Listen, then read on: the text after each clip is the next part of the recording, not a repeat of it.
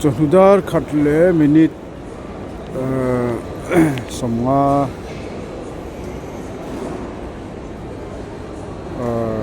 dar khatle minute somnga vel ni Kolkata airport a security te kan ti zo le to a umoi te po thu wang mai ani hian min suai do na ani hi suai nga yani ma se min suai zo do na ni ani hi check up tur ber kal tur ania ma se min suai zo do na ni hiali na chu tiang chon chena ya kan chuk khanga dar thuma kan thok le anga ti chuan chu ta tang chuan velor lama bai ro tin ani mai thaya kan lenga kan thleng ma vak don lo ni tuna hian chonu dar ni ri don to a dar thuma kan thok dona hei kan chunguk mai gate number 22 ana tang hian kan chuak le du langa nakina om te le ma muani hi thing pui vel an lam meka khoi lai mo hianin Kolkata airport terminal building nuam duk le mai khua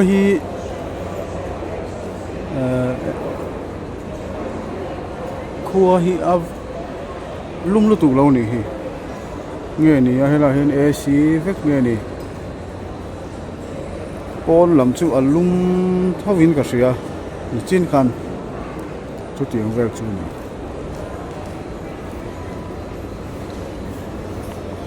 helai corridor hi so ta tu sonin om pe tup maya chuan lama om pe tup mai boka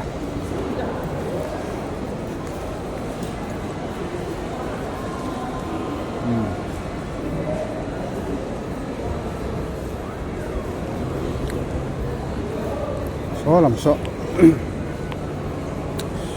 làm số cần là cua là lúc kia nào cái kia hành cởi ta cả chuồn nuông về à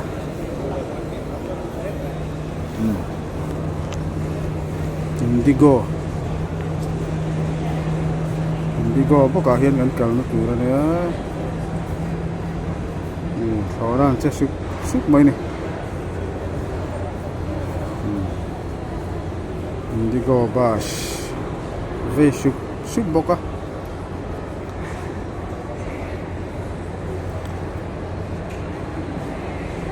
huống lái à mấy chuyến thọ nó trúng lái một chua cái mà còn là phụ là vá là trúng chia mấy trúng rồi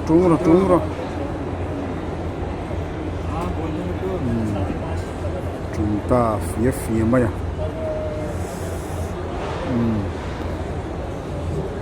so tami so kal don hai lengan ade zuk mai so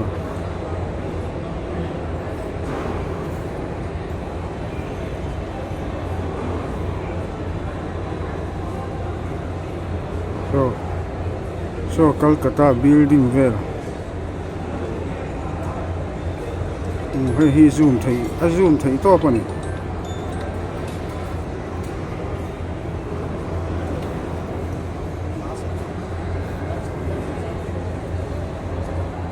so tami pasat thok don mai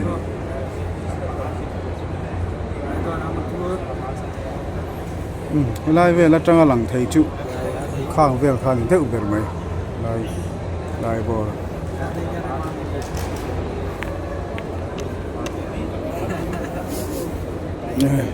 kan unau te ho hi an thu fur mai a khum chi te ni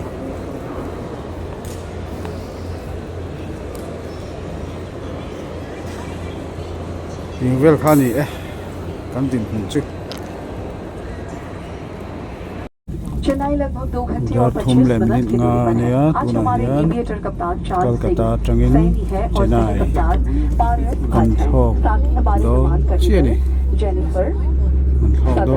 chi a नौशबा, श्रुति और मैं प्रियंका आपकी मुख्य कर्मीदल। हम Chennai हिंदी और tangin अंग्रेजी बोल सकते हैं। हम इससे कुछ बांग्ला, नेपाली और उड़िया भी Vilor बोलते kan lakal do हैं। na आपके सहयोग और विमान के Darka के निर्देशों thumvel के पालन से हम इस यात्रा को सुरक्षित, आरामदायक और Darka बेहतर बना thumvel पाएंगे। motor kan da हमें tuang बेहद le do खुशी na है za कि हम da आपको dang हमारे za ta देश के साथ जोड़ सके। Ne o प्रस्थान vilor आपके kan लिए thenam इंडिया बाय इंडिगो। धन्यवाद। Tiang vel kan ni Ladies and gentlemen, boys and girls, good afternoon. Welcome on board flight 6E892.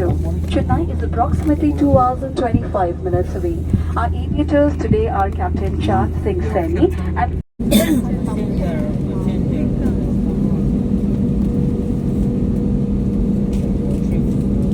thok don mo ti chuak don ta e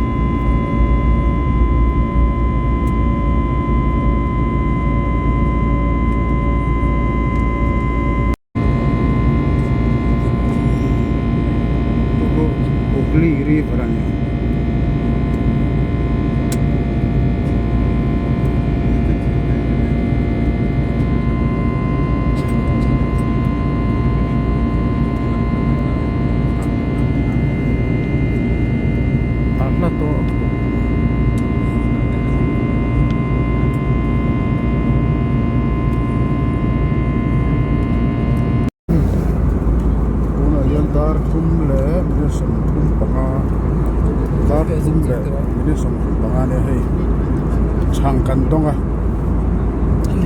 ăn liền nó tụi các cái này hell luôn hay tiêm tiêm à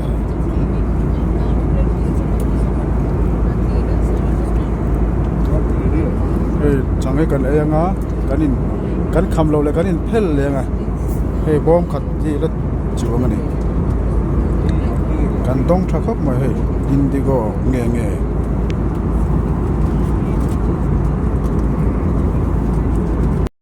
đã trong lại mình sống mà về làm gì á tụi nó cắn đồng nó rồi đi mấy bà gần thế nè cái thiềm chia là vậy giờ khăn chúng đi chiên cả cái gì là vậy West Bengal chú nghe là nỉ West Bengal chứ còn bể tổ chuyên cà phê à giờ khăn bên xưa thì về nó là ngon Khopping về là nó làm bốc xí lo làm bốc xí lo tiền ô về là chân chỉ mình trúng giòn về là chứ mà nhiều mấy hay lấy lùng cái bò lắm á hai ram cái bò lắm này sáng khóc mày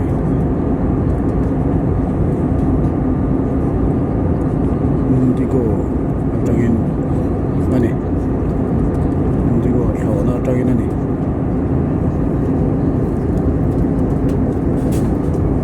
haram campur mai khu sang sang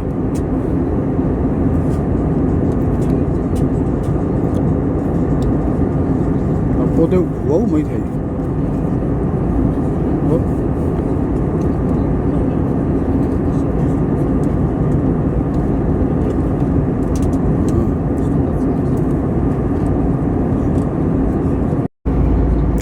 khai khu tang rô bụi tức mai ổn chờ khăn cái sới xuống mấy thế cái nó chừng rộn về cái hình khó ra chút quý khúc mai khu số tập khó thấy duy mày qua thiêng đi vào nói làm cho cô lòng phía này nó phát tu tới hồi mình hao để em là vậy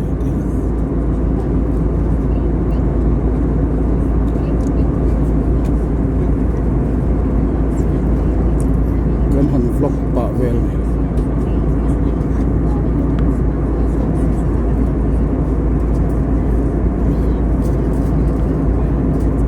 quý ta cái này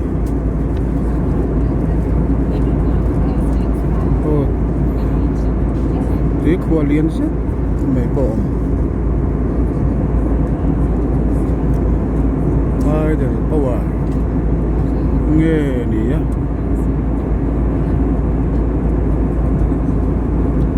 anh khoa nghe ô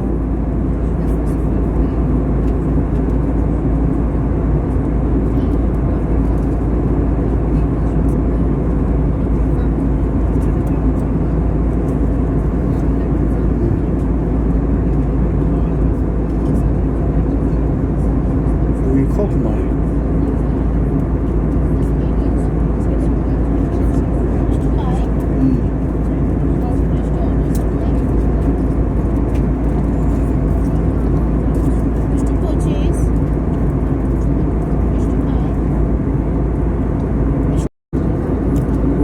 cho cô lùi liên tập máy lùi liên tập về luồng bọc có khơi lai lùi tập nhang mà West Bengal chỉ cần về đó giờ khăn thì là thêm sức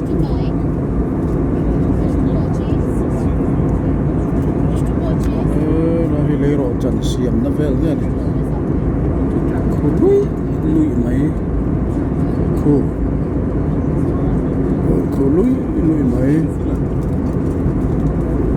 rau quý cốc mà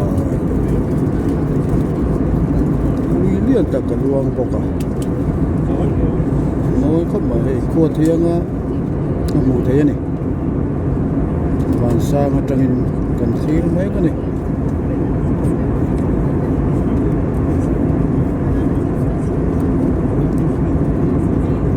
zoom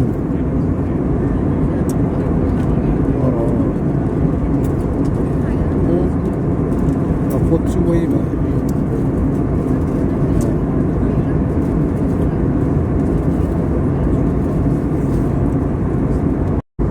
Dali ni ya Odisha Chungzon vela ka noma Cho lùi Cả lô là mặn phắc lâu này cô liềm trếp Đó Có ngành khổ duy mày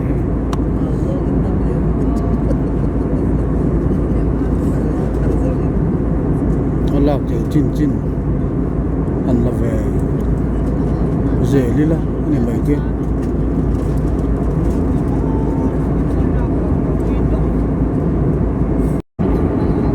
Dali là bị sống thùng về này á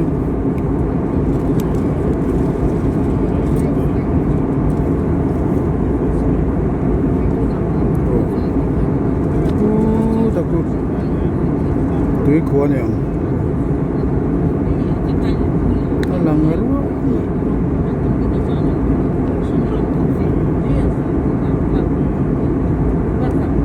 aplar tiba kana zoom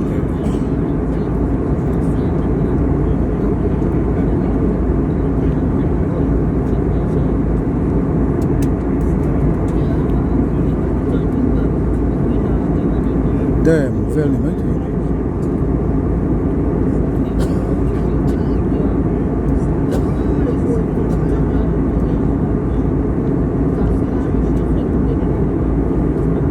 por hoy mấy thầy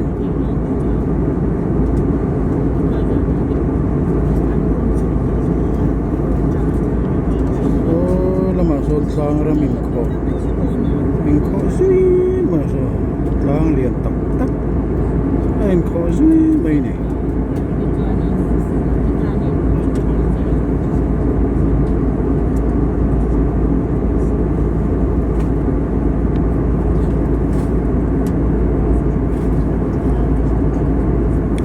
Bùi khóc mà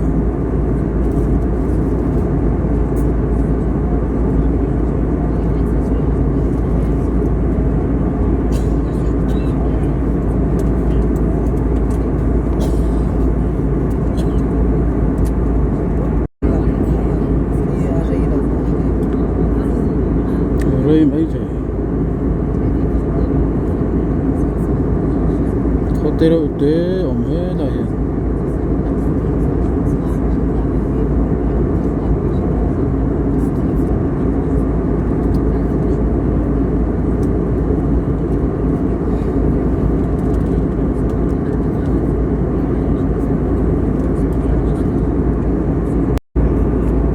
Darli lemle sombli pakat vela nia yo kan noi kwan beach toi pui kam beach lang rui mai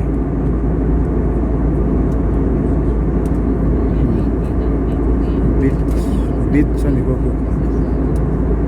toi pui kam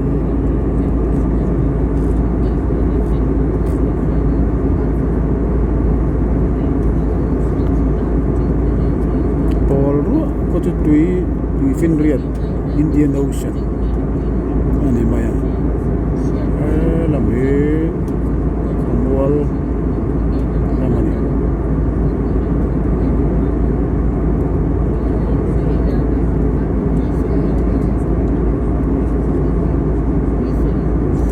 tùy phiên riêng từ lúc là gần thô mấy cái này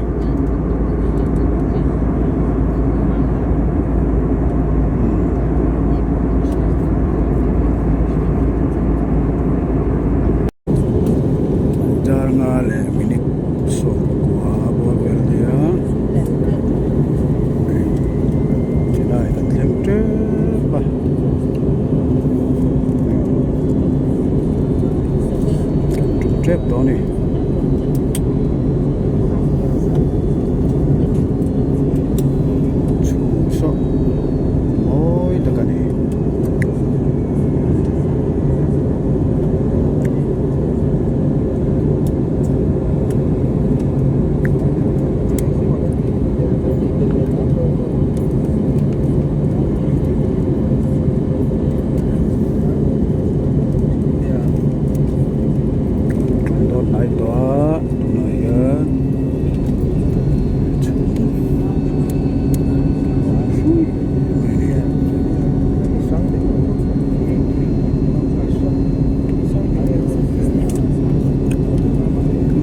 kang songin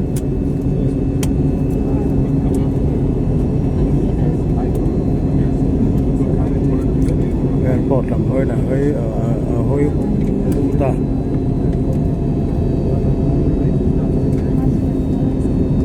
trip Apollo tu ka lang phía là zoom lấy căng. Dear seats for landing, please. Thank you.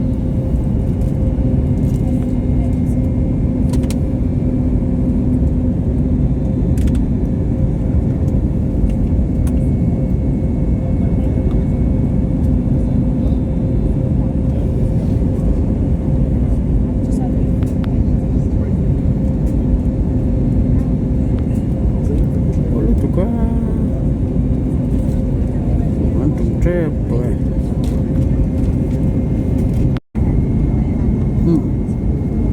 Tahu motor lan sebab kan utai ta.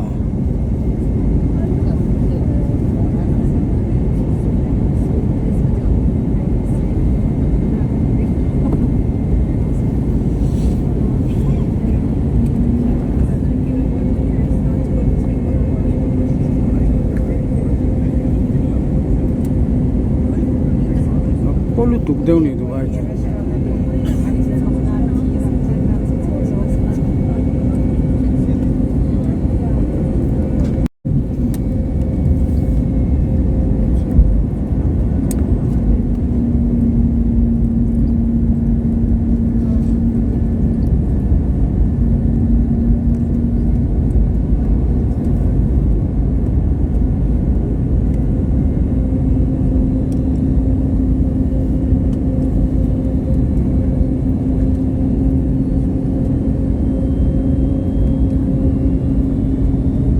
Mi ko ngi o khuara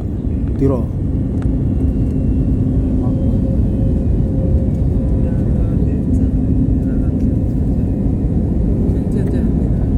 ngale chan ve mo ngale chan ve la mi ngale chan ve la ne ya koi par doi maya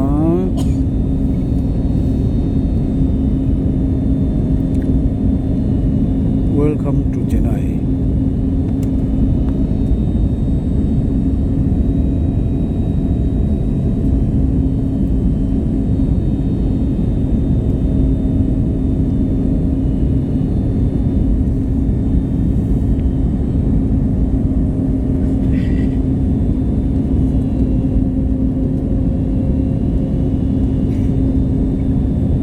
I'm par doi ma.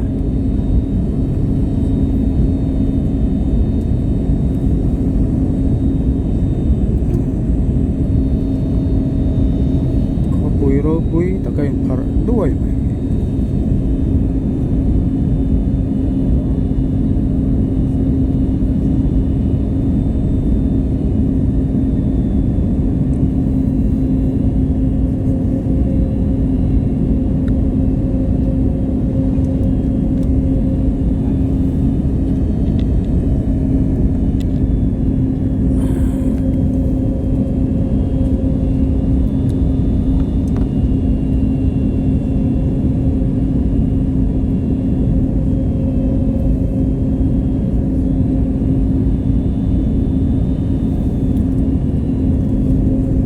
trepe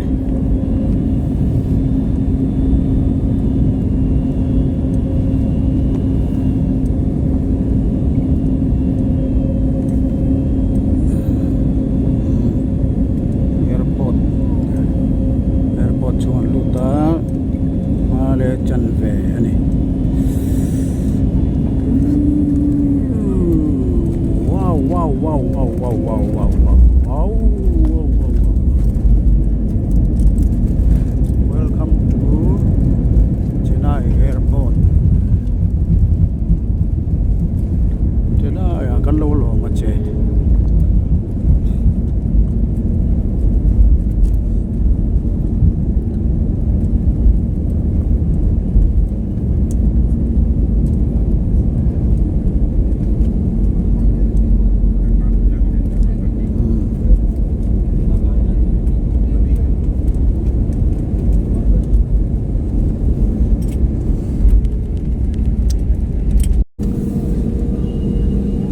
Chennai Airport Terminal.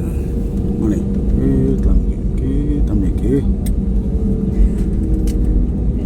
Terminal building itu ay ang tang pui ni.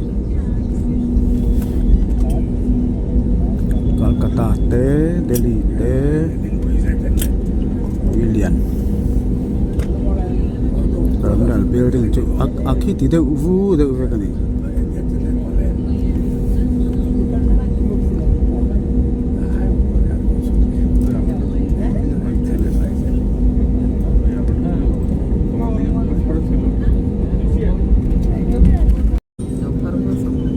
Chennai Airport traffic Lopharva Chennai Airport traffic kan lâu lâu mất rồi kami Air India ni ya oh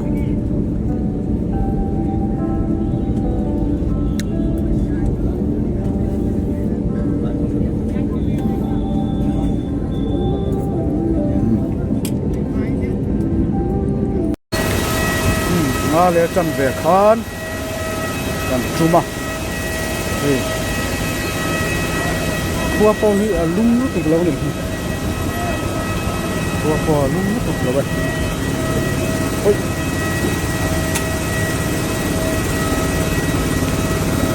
luồng bia rồi đồ luộc po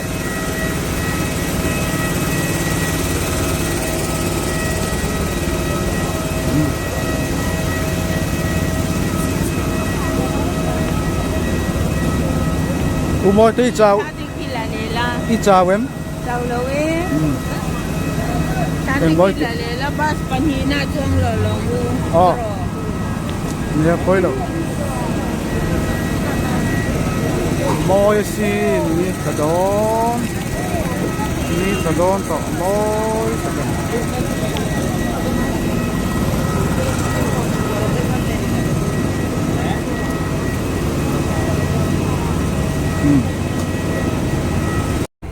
Thôi cô mi lệ sát thế ăn lâu cháu ấy con lâu là nghe Chennai Airport cần thế ngã ra ngã lên chân về lại terminal building cần lụt lệ chia này khoa hi lụa bằng rừng khóc mày